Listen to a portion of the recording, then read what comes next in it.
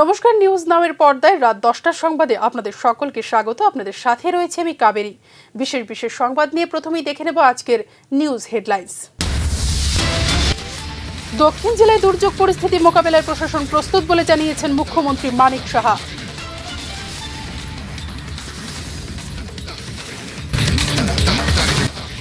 সরকারি ডাক্তারদের private ইনস্টিটিউশনে practice বন্ধ, বিজ্ঞপ্তি জারি করে জানিয়ে দিল রাজ্য সরকার।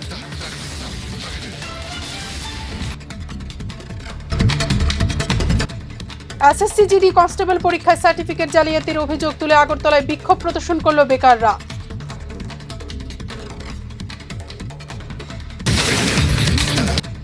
পরমেশ্বর রিয়াংয়ের পরিবারে চাকরির দাবি জানালো সিপিআইএম দল। শান্তি স্থাপনের উপর জোর দিলেন জিতেন্দ্র চৌধুরী।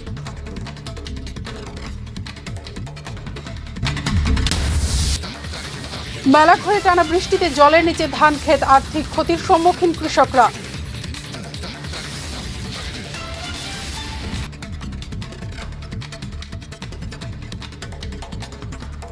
দক্ষিণ ত্রিপুরা জেলাসহ আরও কয়েকটি জায়গায় অবিরাম বৃষ্টিপাতের ফলে সৃষ্টি দুর্যোগ পরিস্থিতি মোকাবেলায় প্রশাসন প্রস্তুত রয়েছে বলে জানিয়েছেন মুখ্যমন্ত্রী মানিক সাহা।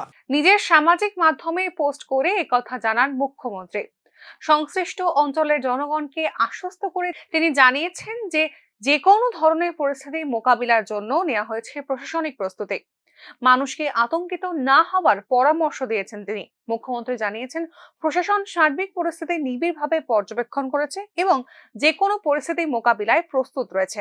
জেলায় বসবাসকারী জনগণকে সতর্ক থাকার জন্য এবং যে কোনো জরুরি পরিস্থিতিতে স্থানীয় প্রশাসনের সঙ্গে যোগাযোগ করার জন্য বার্তা দিয়েছেন মুখ্যমন্ত্রী মানিক সাহা। উল্লেখ্য, গত 24 ঘন্টা ধরে অবিরাম বৃষ্টিপাতের কারণে মুহুরী এবং লঙ্গাই নদীতে জলস্তর বৃদ্ধি পেয়েছে। বৃষ্টির কারণে বিলোনিয়াতে ক্ষতিগ্রস্ত হয়েছে 6টি ঘর। স্থানীয় জনগণকে আশ্বস্ত করে মুখ্যমন্ত্রী জানিয়েছেন, ক্ষতিগ্রস্ত পরিবারগুলিকে প্রয়োজনীয় সহায়তা করা হবে। ইতিমধ্যে দুর্যোগপূর্ণ অঞ্চলে আপদা মিত্র এবং সিভিল ডিফেন্স ভলেন্টিয়ার্স টিএসআর সহ দুর্যোগ মোকাবিলা বাহিনীকে নামানো হয়েছে বলে জানিয়েছেন মুখ্যমন্ত্রী। রাজ্য প্রশাসনের নির্দেশে পরিস্থিতি মোকাবিলার জন্য স্থানীয় প্রশাসন প্রস্তুত রয়েছে বলে আশ্বাস দিয়েছেন মুখ্যমন্ত্রী। ব্যুরো রিপোর্ট, নিউজ নাও। সরকারি চিকিৎসকদের ব্যক্তিগত স্বাস্থ্য প্রতিষ্ঠানগুলিতে প্র্যাকটিস করা নিষিদ্ধ করে দিয়েছে রাজ্য সরকার। রীতিমতো বিজ্ঞপ্তি জারি করেই এই প্র্যাকটিস বন্ধের কথা জানিয়ে দিল সরকার। তবে শুধু বিজ্ঞপ্তি জারিই নয়, তার সঠিক বাস্তবায়নও চাইছেন সাধারণ মানুষ। দেরিতে হলেও সরকারি চিকিৎসকদের প্রাইভেট প্র্যাকটিসকে নিয়ন্ত্রণে আনতে সচেষ্ট হয়েছে রাজ্য সরকার। এই নিয়ে ইতিপূর্বেও নির্দেশিকা জারি করেছিল রাজ্য সরকার। এবার রীতিমতো বিজ্ঞপ্তি জারি করেই সরকারি চিকিৎসকদের কোনো ব্যক্তিগত স্বাস্থ্য প্রতিষ্ঠানে রোগী দেখার বিষয়টিকে নিষিদ্ধ করে দিয়েছে স্বাস্থ্য দপ্তর। গত 31শে জুলাই এই মর্মে একটি বিজ্ঞপ্তিতে স্বাক্ষর করেন স্বাস্থ্য অধিকর্তা। দর্শকদের সুবিধার জন্য এই বিজ্ঞপ্তির প্রতিলিপি তুলে ধরা হলো নিউজ নাওয়ের পর্দায়। বিজ্ঞপ্তিতে স্পষ্ট করেই লেখা রয়েছে, রাজ্যের যে কোনো সরকারি হাসপাতালে কর্মরত কোনো চিকিৎসক আর করতে পারবে না ব্যক্তিগত কোনো স্বাস্থ্য প্রতিষ্ঠানে রোগী দেখার কাজ। এই ক্ষেত্রে উল্লেখ করা হয়েছে নার্সিং হোম এবং রাজ্যের একটি সুপার স্পেশালিটি প্রাইভেট হাসপাতালের নামও। বিজ্ঞপ্তিতে এও বলা হয়েছে, যদি কোনো সরকারি চিকিৎসক এই আদেশ অমান্য করেন তবে তার বিরুদ্ধে আইনানুগ ব্যবস্থা নেওয়া হবে। বিষয়টি নিঃসন্দেহে একটি ভালো উদ্যোগ এবং সরকার এই ক্ষেত্রে যথেষ্ট বাহবাও কুড়িয়ে চলেছে। তবে সাধারণ মানুষের প্রতিক্রিয়া কিন্তু একটু ভিন্ন। নিউজ নাওয়ের প্রতিনিধিদের সঙ্গে আলাপচারিতায় অনেকেই জানিয়েছেন, আর 5টা বিজ্ঞপ্তির মতোই এটাও শুধুমাত্র একটি বিজ্ঞপ্তি হয়ে থাকবে না তো। সরকারি হাসপাতালগুলিতে এমনিতেই রয়েছে চিকিৎসকের ঘাটতি, ঠিকমতো পরিষেবা পাওয়া যায় না সরকারি হাসপাতালগুলিতে, এমনটাই অভিযোগ সাধারণ মানুষের। তার উপর যদি চিকিৎসকরা হাসপাতাল ছেড়ে প্রাইভেট প্র্যাকটিসের প্রতিযোগিতায় নেমে যান তবে সাধারণ মানুষের ঠাঁই হবে কোথায় তা আর বলার অপেক্ষা রাখে না। একই সাথে উঠে আসছে প্রয়োজনীয় চিকিৎসক ও চিকিৎসা কর্মী নিয়োগের বিষয়টিও। অর্থাৎ সার্বিকভাবে বলতে গেলে রাজ্যের স্বাস্থ্য পরিষেবাকে তৃণমূল স্তরে পৌঁছে দেবার জন্য রাজ্য সরকারের এই ধরনের উদ্যোগকে বাস্তবিক রূপদান দেওয়াও যথেষ্ট গুরুত্বপূর্ণ বলেই মনে করছেন সাধারণ মানুষ। ব্যুরো রিপোর্ট, নিউজ নাও। এসএসসি জিডি কনস্টেবল পদে জাল সার্টিফিকেট বানিয়ে রাজ্যের চাকুরি প্রত্যাশীদের সাথে প্রতারণা করছে বহিরাজ্যের যুবকরা, ফলে বঞ্চিত হচ্ছে রাজ্যের বেকাররা। এই অভিযোগের ভিত্তিতে শুক্রবার আস্তাবল ময়দানের স্বামী বিবেকানন্দের মূর্তির নিচে বিক্ষোভ প্রদর্শন করেন রাজ্যের বেকার যুবকরা। বিক্ষোভকারীদের একটাই দাবি, রাজ্য প্রশাসন যেন গোটা বিষয়টি তদন্ত করে দোষীদের বিরুদ্ধে কঠোর পদক্ষেপ গ্রহণ করেন। আগামী দিনে রাজ্যে যেন আর এই ধরনের ঘটনা না ঘটে সেদিকেও যেন দপ্তর সতর্ক দৃষ্টি রাখে, এমনটাই দাবি বঞ্চিতদের। পরবর্তী সময় পুলিশের হস্তক্ষেপে আন্দোলনকারীদের ঘটনাস্থল থেকে সরিয়ে দেওয়া হয়। আমরা আজকে এখানে জড়ো হয়েছি, এটার একটাই কারণ, আমরা যে বহিরাগত যে স্টেটের, আমরা ত্রিপুরার লাগে একটা নির্দিষ্ট ভ্যাকেন্সি, এটা আমরা শুধু ত্রিপুরার লাগেই রিজার্ভ থাকে, ঠিক আছে। এটা ইউপি, বিশেষ করে ইউপি আর বিহারের কিছু ক্যান্ডিডেট আয়া আমরা ত্রিপুরার মধ্যে ফেক টিআরটিসি যেটা এটা বানায় সেটা আমরা ভ্যাকেন্সিটিকে নষ্ট করতেছে, তারা আমরা চাকরিটিকে নিয়ে নিতেছে আর কি। 2021-22 আমরা পুরো ইন্ডিয়ার থেকে 5600 মতো ভ্যাকেন্সি তারা নষ্ট করছে। এরকম প্রত্যেক বছর নষ্ট করতেছে। আমরা ত্রিপুরার যে 500, এবারও 500-600 মতো ভ্যাকেন্সি আছে, এই ভ্যাকেন্সির অর্ধেক ভ্যাকেন্সি তারা নিয়ে নেয়। আর আমরা স্যার এত করে আমরা কিছু করতে পারি না। তারা কিভাবে নেয়? তারা স্যার ফেক পিআরটিসি বানায়, ফেক পিআরটিসি কিছু টাকার বিনিময়ে ফেক পিআরটিসি বানায় এই তারা আমরা ভ্যাকেন্সিটি নষ্ট করে। তার পিআরটিসি আছে মানে তারা ত্রিপুরা ক্যান্ডিডেট, পিআরটিসি আছে মানে তারা ত্রিপুরা ক্যান্ডিডেট, এটা কয়ে মানে তারা ত্রিপুরার কয়ে এই করে আর কি আবেদনটা করে, ওইটা সেটা আমরা পিআরটিসি ভ্যাকেন্সিটা নষ্ট করে। আপনাদের এখন দাবিটা কি? আমরা দাবিটা একটাই, আমরা ত্রিপুরার প্রশাসনের মানে কাছে আর কি আমরা একটা দৃষ্টি আকর্ষণ করতেছি, তারা যাতে মানে ত্রিপুরা সরকারের কাছ থেকে মানে করতে না পারে আর কি, পিআরটিসিটা যাতে না বানাইতে পারে। গন্ডাছড়ার ঘটনায় মৃত পরমেশ্বর রিয়াংয়ের পরিবারে একটি সরকারি চাকরির দাবি জানালো সিপিআইএম। শুক্রবার সাংবাদিক সম্মেলন করে এই দাবি জানালো রাজ্যের এই প্রধান বিরোধী দলটি। একই সাথে গন্ডাছড়ার ঘটনায় ক্ষতিগ্রস্ত পরিবারগুলির উপযুক্ত পুনর্বাসন এবং নিরাপত্তার দাবিও জানালো সিপিআইএম। গন্ডাছড়ার ঘটনায় মৃত পরমেশ্বর রিয়াংয়ের পরিবারে একটি সরকারি চাকরি দেবার জন্য রাজ্য সরকারের কাছে দাবি জানালো রাজ্যের প্রধান বিরোধী দল সিপিআইএম। শুক্রবার মেলার মাঠে দলের সদর কার্যালয়ে আয়োজিত সাংবাদিক সম্মেলনে বক্তব্য রাখতে গিয়ে রাজনৈতিক হিংসার কারণে মৃত পরমেশ্বর রিয়াংয়ের পরিবারে চাকরির ব্যবস্থা করার দাবি জানান সিপিআইএম রাজ্য সম্পাদক জিতেন্দ্র চৌধুরী। আমরা বলবো তার পরিবারে এরকম অতীতেও যখন সাম্প্রদায়িক এরকম হানাহানি বা ইয়েতে যারা হয়েছে, একটা জবের ব্যবস্থা হতো, এটা যেন ব্যবস্থা করা হয়। 6th হলো পিস ইনিশিয়েটিভ, যে সরকারের তরফ থেকে শুধু ওই 20 card 30 card 6 card 7 card Durgapur না, বিভিন্ন জায়গাতে যেখানে মিশ্র বসতি আছে। সাংবাদিক সম্মেলনে গন্ডাছড়ার ঘটনায় ক্ষতিগ্রস্ত পরিবারগুলির উপযুক্ত জীবন জীবিকার ব্যবস্থা ও পুনর্বাসন এবং হিংসা প্রভাবিত গন্ডাছড়ার 20 কার্ড 33 কার্ড নারায়ণপুর ইত্যাদি এলাকাগুলিতে পর্যাপ্ত নিরাপত্তা রক্ষীর ক্যাম্প স্থাপন সহ সম্পূর্ণ মহকুমার শান্তি ও সম্প্রীতির পরিবেশ প্রতিস্থাপনের দাবিও জানায় সিপিআইএম। আস্থা ফিরে নিয়ে আসার জন্য সমস্ত রাজনৈতিক দল, এনজিও, এলাকার গণ্যমান্য মানুষ সকল উপস্থিতিতে যাতে পিস ইনিশিয়েটিভ নেওয়া হয়। অতীতেও 80-র দাঙ্গা, তার পরবর্তী সময়েতে এনএলএফটি, টাইগার ফোর্সের তাদের যে এই হামলাতে বহুবার এই গন্ডাছড়া, রৈশাবাড়ি, শর্মা এসব এলাকাতে সম্প্রীতি নষ্ট করার চেষ্টা হয়েছিল। সেই সময়তে বামপন্থী ফ্রন্ট সরকার এরকম পিস ইনিশিয়েটিভ নেওয়ার ফলে উগ্রবাদী কার্যকলাপে কিছু লোক ক্ষতিগ্রস্ত, প্রাণহানি হয়নি তা বলছি না আমরা, কিন্তু এরকম ব্যাপক হতে পারেনি কখনো। এবং তারা বলছিলেন গত 25 বছরে আমাদের এরকম দিন আমাদের কাটাতে হয়নি। এরকম অসহায়তা, যে থানায় ফোন করছি ফোন তুলে না, এসডিএম কে ফোন তুলছি ফোন তুলে না, এমএলএ কে ফোন করছি ফোন তুলে না। গত বৃহস্পতিবারই সিপিআইএম এর একটি প্রতিনিধি দল গন্ডাছড়া সফরে গিয়ে সবাইকে সরেজমিনে তদন্ত করে এলাকার বর্তমান পরিস্থিতি পর্যবেক্ষণ করেন। এর আগে রাজ্যের অপর বিরোধী দল কংগ্রেসের পক্ষ থেকেও বন্যছড়ায় শান্তি প্রতিস্থাপন ও ক্ষতিগ্রস্তদের উপযুক্ত পুনর্বাসনের দাবি জানানো হয়েছিল। ব্যুরো রিপোর্ট, নিউজ নাও। আধুনিক কৃষি বিজ্ঞানের সাহায্যে মানুষ যখন কৃষিতে অনেক দূর এগিয়ে গেছে, তখন ডাবল ইঞ্জিন সরকারের এই রাজ্যে এখনো প্রকৃতির খামখেয়ালির উপর নির্ভর করে চলে কৃষিকাজ, যার নিটফল হলো প্রকৃতির কোপে মাটি নষ্ট হয়, কৃষকের পরিশ্রমের সোনার ফসল। এমনই চিত্র উঠে আসলো নিউজ নাওয়ের ক্যামেরায়। ইসরায়েল বাথরুমে ব্যবহার করা জলের সাহায্য নিয়ে 2 কেজি ওজনের বাঁধাকপি তুলে আনে। বাংলাদেশের গ্রামীণ এলাকার কোনো কৃষক থাইল্যান্ডের ফলের চাষ করে মাসে কামাই করে লাখ টাকা। তবে প্রকৃতি উজাড় করে দিলেও ত্রিপুরার কৃষকরা যুগ যুগ ধরে প্রকৃতির খামখেয়ালিপনার উপর নির্ভর করে কৃষিকাজ করে চালিয়ে আসছেন জীবন জীবিকা। পৃথিবী এগিয়ে গেছে বহুদূর, তবে কি বাম আমল অথবা কি রাম আমল, রাজ্যের কৃষকের ভাগ্য এখনো ধরে প্রকৃতির খামখেয়ালিপনার উপর নির্ভরশীল। বৃষ্টি না হলেও ফসল মার খায়, আর বৃষ্টি বেশি হলেও পরিশ্রমের ফসল মাঠেই পচে যায়। নিউজ নাও সংবাদ প্রতিনিধির ক্যামেরায় এমন চিত্র উঠে আসছে মেলাঘর এলাকা থেকে। গত 2 দিনের টানা বৃষ্টিতে স্থানীয় কৃষকদের রোপণ করা ধানের চারা এখন জলের তলায়। কি বলছেন ক্ষতিগ্রস্ত ধান চাষিরা, দেখুন বিস্তারিত রিপোর্ট।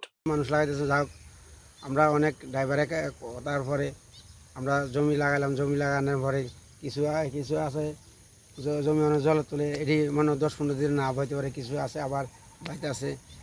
দেন একদিকে বৃষ্টি আমরা ক্ষতি, আরেকগুলো উপকার, একটা আরেকগুলো ক্ষতি হয়েছে। করুণ মুখে স্থানীয় কৃষকরা জানিয়েছেন, আরো বৃষ্টি হলে মাঠেই পচে যাবে রোপণ করা ধানের চারা। সারা বছর কিভাবে চলবে সংসার, সেই চিন্তাতেই দিশেহারা ধান চাষিরা।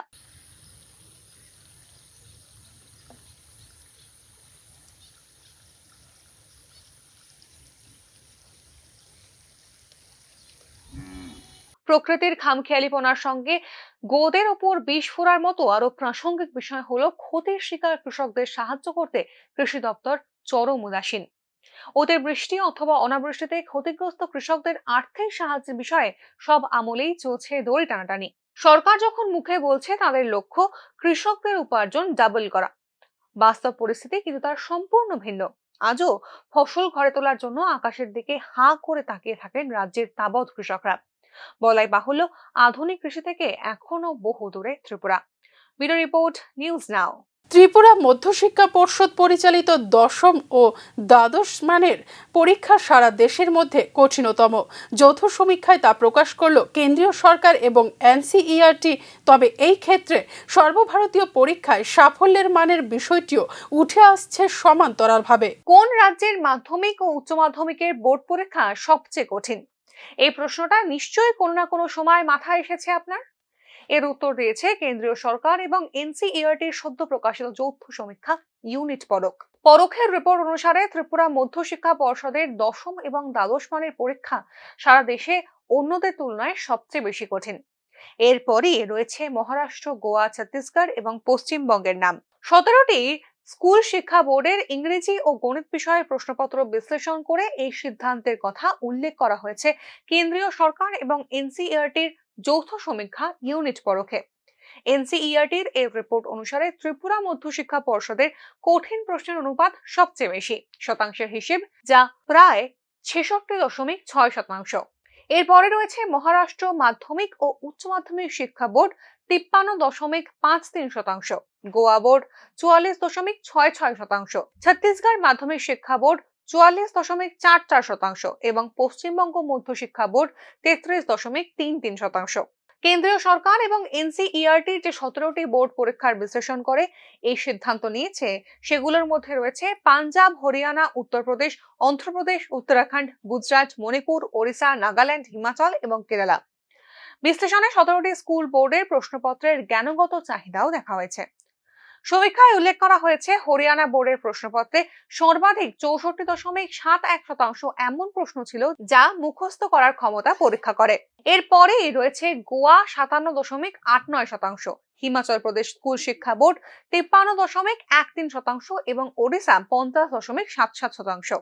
এই ক্ষেত্রে উত্তরপ্রদেশ বোর্ডে সর্বাধিক 87.76% প্রশ্ন ছিল যা শিক্ষার্থীদের বোঝার পরীক্ষা করে। এরপরে রয়েছে Nagaland board of secondary education, Tripura board of secondary education এবং কেরালা পাবলিক এক্সামিনেশন বোর্ডের নাম। কেন্দ্রীয় সরকার এবং এনসিইআরটির সদ্য প্রকাশিত এই রিপোর্ট অনুসারে যে কেউই বলে দিতে পারে দশম এবং দ্বাদশ মানের পরীক্ষায় উত্তীর্ণ হতে কঠিন প্রশ্নপত্রের সম্মুখীন হতে হয় ত্রিপুরার ছাত্রছাত্রীদের। কথায় আছে, কঠিনকে জয় করলেই সাফল্য ধরা দেয় সন্তর্পণে। তবে মুদ্রার ওই পিঠেও কিন্তু রয়েছে আরো একটি প্রশ্ন। কঠিনকে জয় করে যদি সাফল্য অর্জন করেছে ত্রিপুরা বোর্ডের ছাত্রছাত্রীরা, তবে সর্বভারতীয় পর্যায়ের প্রতিযোগিতামূলক পরীক্ষাগুলিতে সাফল্যের হার কাঙ্ক্ষিত মানের পর্যায়ে কেন নিয়ে যাওয়া সম্ভব হয়নি এখনো পর্যন্ত? প্রশ্ন কিন্তু উঠছে তা নিয়েও। চ্যালেঞ্জিং পরীক্ষাগুলি যদি একাডেমিক কঠোরতাকে উন্নত করে এবং শীর্ষ প্রতিভাকে চিহ্নিতই করে থাকে, তবে রাজ্যের ছাত্রছাত্রীদের ক্ষেত্রে সর্বভারতীয় পর্যায়ের সাফল্যের হারের এই কালিমা কবে ঘুচবে তা নিয়ে কিন্তু ভাবতে হবে রাজ্যের শিক্ষানুরাগী মহলকেই। Bureau report, news now. Belonia থেকে শান্তির বাজার যাওয়ার পথে ছয়ঘরিয়া এলাকায় ধসের মুখে রোগী সমেত একটি অ্যাম্বুলেন্স। ধসের পর ঘন্টা কেটে গেলেও আপৎকালীন পরিষেবা বিভাগ তথা ডিজাস্টার ম্যানেজমেন্টের কোনো খবর নেই। এই প্রাকৃতিক দুর্যোগে বিলোনিয়া মহকুমার বিভিন্ন এলাকা ও শহর জলমগ্ন হয়ে বিপজ্জনক অবস্থার রূপ নেয়।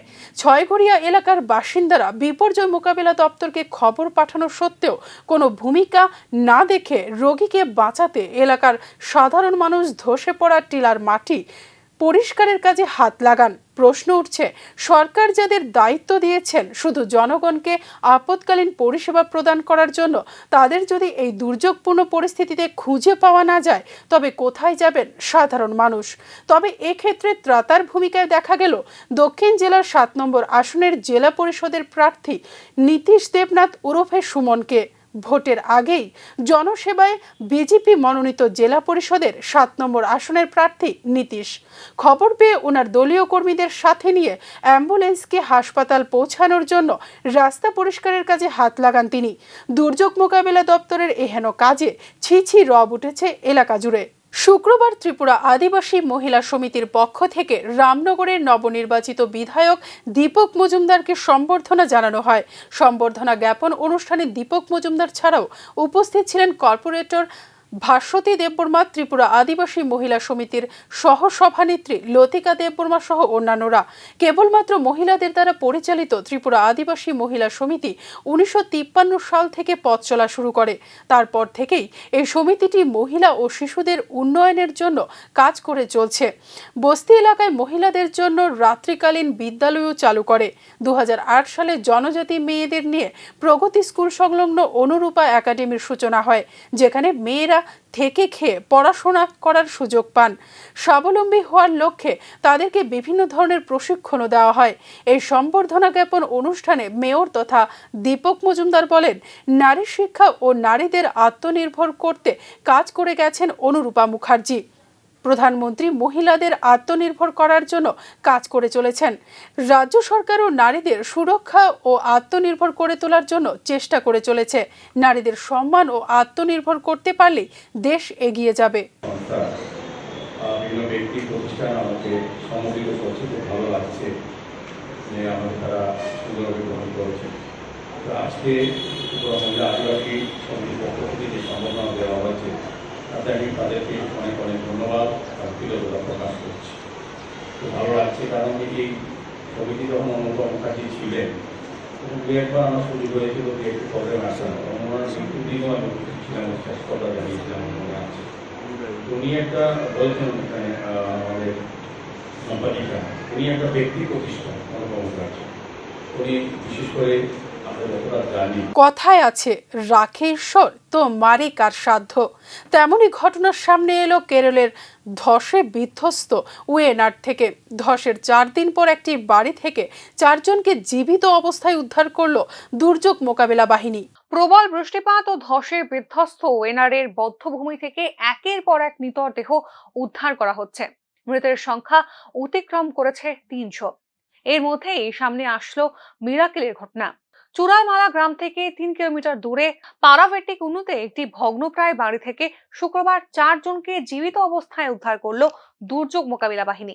উদ্ধার করা 4 জনের মধ্যে 2 জন পুরুষ, 1 জন মহিলা এবং একটি বাচ্চা মেয়ে রয়েছেন। ভগ্নপ্রায় বাড়িগুলিতে তল্লাশি চালানোর সময়ই এই 4 জনকে দেখতে পান উদ্ধারকারীরা। তবে সূত্রের খবর, ওয়েনারের মৃতের সংখ্যা আরো বৃদ্ধি পাবে বলে জানিয়েছেন উদ্ধার কর্মীরা। কেরল পুলিশের অতিরিক্ত ডিজি শুক্রবার জানিয়েছেন প্রায় 300 মানুষ এখনো নিখোঁজ।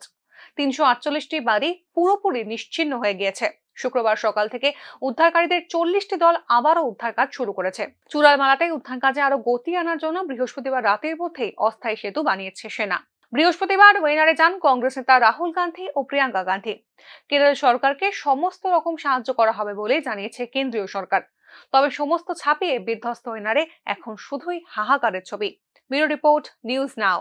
বৃষ্টির জল পড়ার কারণে উড়াবাড়ি অঙ্গনারী কেন্দ্রে বন্ধ শিশুদের পড়াশোনা। পূর্ব নোয়াগাঁও এলাকার হেজামারা আইসিডিএস প্রকল্পের অধীন উড়াবাড়ি অঙ্গনারী কেন্দ্রটির বর্তমানে বেহাল দশা। জানা যায় সম্প্রতি অঙ্গনারী কেন্দ্রটি 4,83,000 টাকা পেয়েছে মেরামত ও রক্ষণাবেক্ষণের জন্য, কিন্তু কাজ শুরু হলেও দীর্ঘ সময় পেরিয়ে গিয়েও কাজের কাজ হয়নি কিছুই বলে অভিযোগ, যার ফলে এখনো বৃষ্টির দিনে অঙ্গনারী কেন্দ্রটির ভেতরে জল চুইয়ে পড়ে। স্থানীয়রা এই অঙ্গনারী কেন্দ্রটি দ্রুত মেরামতের দাবি জানিয়েছেন। ব্লক অন্তর্গত হেজামারা ডেভেলপ নওগাঁও পূর্ব নোয়াগাঁও পূর্ব নওগাঁও। এটি সম্পূর্ণভাবে কাজটা করা হচ্ছে না, করা হচ্ছে না। আমরা অভিযোগ যেটা স্কুলের ম্যাডামের নাম অরুণা দেববর্মা। তারপরে শিশুরা ভিতরে পড়াশোনা করতে পারে? পড়াশোনা না করতে পারে না, বৃষ্টি যে পড়ে, বৃষ্টির সময় তো একদমই পড়তে পারে না। আমবাসা থানার সামনের পাকা রাস্তাটির বেহাল অবস্থা। দীর্ঘদিন ধরে রাস্তাটিতে বড় বড় গর্ত হয়ে জল জমে কার্যত কৃত্রিম পুকুরের আকার ধারণ করেছে। স্থানীয়দের অভিযোগ, জল নিষ্কাশনের ড্রেন না থাকায় বৃষ্টি হলেই বিবেকানন্দ নগরের জল আমবাসা কমলপুর সড়কের উপর জমতে থাকে। রাস্তায় এই জমা জলের উপর গাড়ি যাতায়াতের ফলে বড় গর্তের সৃষ্টি হচ্ছে বলেও অভিযোগ করছেন স্থানীয়রা। এই গর্তের ফলে যে কোনো সময় বড় ধরনের দুর্ঘটনা ঘটতে পারে বলে মনে করছেন যান চালক সহ পথ চলতি মানুষেরা। এদিকে আমবাসা পুর পরিষদের 3 নম্বর ওয়ার্ডের কাউন্সিলর দীপা দেব জানান, এই রাস্তাটি উনার ওয়ার্ডে পড়েছে। তিনি ইতি দ্রুত এই রাস্তা মেরামতির করবেন বলে আশ্বাস দিয়েছেন। আমবাসা কমলপুর সড়কের মেইন আমবাসা থানার সামনে যে একটা বড় গর্ত আকার ধারণ করেছে, কি বলবেন সেটা নিয়ে? আমি এই ওয়ার্ডেরই কাউন্সিলর। আমি গত 30 তারিখ একটি বৈঠক হয়েছিল লাইন আধিকারিকদের নিয়ে। আমি তখন সেটা উত্তোলন করেছি যে এটা আমবাসা টু কমলপুর রুটের মেইন প্রাণকেন্দ্র রাস্তাটা, যে কোনো সময় এটা অ্যাক্সিডেন্ট হতে পারে। এটা বিকেনগরের জল যাওয়ার কোনো রাস্তা নেই, সেহেতু এটা যাতে একটা বাইপাস দেওয়া হয়, এই ব্যবস্থা করা হয় এবং এই রাস্তা সংস্কারের জন্য আমি অনুরোধ করেছি। কি বলেছেন ওনারা? দেখবে বলেছি। মানসিক স্বাস্থ্য উন্নয়নে কমিউনিটি হেলথ অফিসারদের বিশেষ প্রশিক্ষণ দিলেন ব্যাঙ্গালোরের national institute of mental health and নিউরোসায়েন্সের বিশেষজ্ঞ চিকিৎসকরা। এই অনুষ্ঠানের উদ্বোধন করেন স্বাস্থ্য এবং পরিবার কল্যাণ দপ্তরের সচিব কিরণ গিত্তে। 29 জুলাই আগরতলা প্রজ্ঞা ভবনে কমিউনিটি হেলথ অফিসারদের নিয়ে 4 দিনের মানসিক স্বাস্থ্যের সক্ষমতা বৃদ্ধির প্রশিক্ষণ কর্মসূচির সূচনা করা হয়। 29 এবং 30 জুলাই এবং 1 এবং 2 আগস্ট এই 4 দিন মানসিক স্বাস্থ্যের বিভিন্ন দিক নিয়ে রাজ্যের 400 জন কমিউনিটি হেলথ অফিসারদের প্রশিক্ষণ দেওয়া হয়। জাতীয় মানসিক স্বাস্থ্য কার্যক্রম, জাতীয় স্বাস্থ্য মিশন, স্বাস্থ্য এবং পরিবার কল্যাণ দপ্তর এবং national institution of mental health and neuroscience, বেঙ্গালুরুর গোল্ডম্যান স্যাক মেন্টাল হেলথ প্রোগ্রামের যৌথ উদ্যোগে এই কর্মসূচি অনুষ্ঠিত হয়। এই কর্মসূচিতে বেঙ্গালুরুর national institute of mental health and নিউরোসায়েন্সের 9 জন বিশেষজ্ঞ রিসার্চ পার্সন কমিউনিটি হেলথ অফিসারদের দক্ষতা এবং জ্ঞান বাড়ানোর উপর বিশেষ জোর দেন।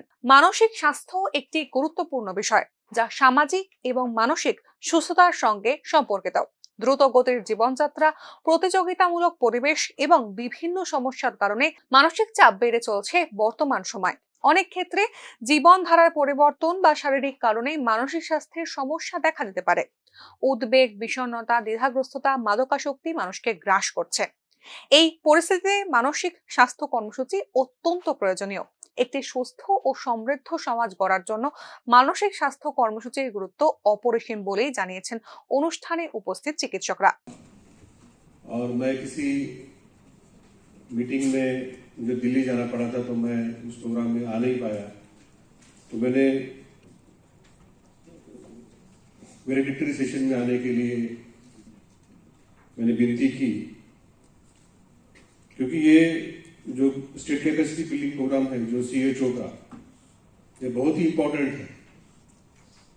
अभी 4 दिन से आपने जो ट्रेनिंग के माध्यम से जो हमारे साथ जो अभी निमान से जो 9 जन रिसोर्स पर्सन आए हैं उनके साथ आपने ट्रेनिंग किया और आपने इसका महत्व आपने देखा होगा कि कैसे जो हेल्थ सेक्टर में अगर हमें अच्छा काम करना है तो हम मेंटल हेल्थ एस्पेक्ट को हम नजरअंदाज नहीं कर सकते। और এই কর্মসূচির প্রধান লক্ষ্য হলো মানসিক স্বাস্থ্য সম্পর্কে সচেতনতা বৃদ্ধি করা, মানসিক স্বাস্থ্য সমস্যা সম্পর্কে দুরাভাবনা দূর করা, মানসিক স্বাস্থ্য সমস্যা সম্পর্কে কথা বলার পরিবেশ তৈরি করা, মানসিক স্বাস্থ্য সেবা প্রদানের ব্যবস্থা করা, মানসিক স্বাস্থ্য সম্পর্কিত গবেষণা ও প্রশিক্ষণেরও ব্যবস্থা করা। ব্যুরো রিপোর্ট, নিউজ নাও। বাসে তল্লাশি চালিয়ে 7 বাংলাদেশি কিন্নরকে আটক করল পানিসাগর থানার পুলিশ। ধৃতরা আখাউড়া সীমান্ত এলাকা দিয়ে দালালের মাধ্যমে অবৈধভাবে রাজ্যে প্রবেশ করে বলে জানান থানার ভারপ্রাপ্ত আধিকারিকরা। ভুয়ো আধার ও প্যান কার্ড বানিয়ে বহিরাজ্যে পাড়ি দেবার জন্য বাংলাদেশি কিন্নররা রাজ্যে প্রবেশ করে বলে জানিয়েছে পানিসাগর থানার পুলিশ। শুক্রবার ধৃত 7 বাংলাদেশি কিন্নরকে ধর্মনগর জেলা ও দায়রা আদালতে সোপর্দ করে স্থানীয় পুলিশ। সম্প্রতি রাজ্যের বিভিন্ন সীমান্ত দিয়ে চলছে ব্যাপক অনুপ্রবেশ। বাংলাদেশের অশান্ত পরিবেশের প্রেক্ষিতে আরও বৃদ্ধি পেয়েছে এই জাতীয় ঘটনা। কেদার যাত্রা স্থগিত এভিও। খারাপ আবহাওয়ার কারণে কেদার যাত্রা স্থগিত 2 দিনের জন্য। উদ্ধার করা হলো আটকে পড়া 737 পুণ্যার্থীকে। বৃষ্টি এবং ধসে উত্তরাখণ্ড জুড়ে খারাপ আবহাওয়ার কারণে কেদার যাত্রা স্থগিত 2 দিনের জন্য। উদ্ধার করা হলো আটকে পড়া 737 পুণ্যার্থীকে। বৃষ্টি এবং ধসে উত্তরাখণ্ড জুড়ে বৃহস্পতিবার পর্যন্ত মৃত্যু হয়েছে 11 জনের, গুরুতর জখম হয়েছেন 8 জন। রুদ্রপ্রয়াগে ভারী বৃষ্টি হয়েছে বলে জানা গিয়েছে। আরও 48 ঘন্টা অতি ভারী বৃষ্টি হবে বলে জানিয়েছে আবহাওয়া দপ্তর। কেদারনাথ যাওয়ার পথে ভীমবলিতে বুধবার মেঘ ভাঙা বৃষ্টি আর ধসের কারণে আটকে পড়েছিলেন বহু পুণ্যার্থী। আটকে থাকা 700-রও বেশি পুণ্যার্থীকে বৃহস্পতিবার হেলিকপ্টারে করে উদ্ধার করে সোনপ্রয়াগে নিয়ে যাওয়া হয়। এখনও যেসব পুণ্যার্থী আটকে রয়েছেন তাদের উদ্ধারের কাজ চলছে। বুধবার থেকে হওয়া ভারী বৃষ্টির জেরে ব্যাপকভাবে ক্ষতিগ্রস্ত হয়েছে রুদ্রপ্রয়াগ। বহু রাস্তা ভেঙে গেছে, কোথাও ধস নেমেছে। পুণ্যার্থীদের নিরাপত্তার কথা ভেবে শনিবার পর্যন্ত কেদারনাথ যাত্রা স্থগিত করে দেওয়া হয়েছে বলে জানিয়েছেন ডিজি।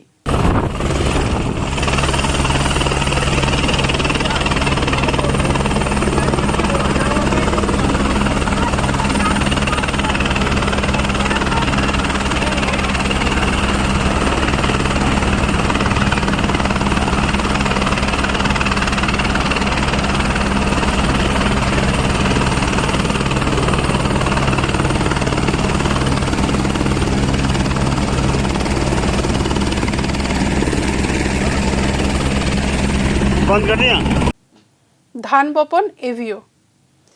বিশালগড় কৃষি মহকুমা দপ্তরের উদ্যোগে শুক্রবার মুখ্যমন্ত্রী ইন্টিগ্রেটেড